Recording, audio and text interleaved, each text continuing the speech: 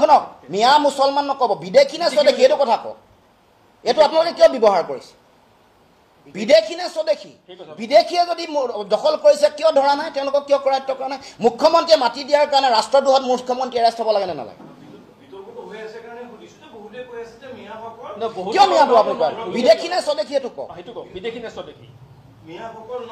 বিদেশী নে স্বদেশী এইটো কওক নো ধৰ্মৰ ভিত্তিত বিদেশী চিনাক্তকৰণ কিয় ক'ব ধৰ্মৰ ভিত্তিত উচ্ছেদ নহয় বেলেগ বেলেগ ধৰণৰ বিদেশীয়ে আমি বিদেশীয়ে ধৰ্ম নাই ইয়াত কোনো জাত পাত নাই ৭১ চনৰ ২৫ মাৰ্চৰ পিছত অহা বিদেশীক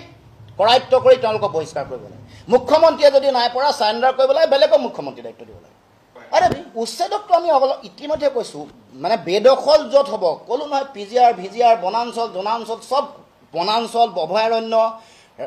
জনজাতীয় আৱেষ্টনী এইবোৰতো বিধিমতে হ'ব লাগে এইটো কোনে বাধা দিছে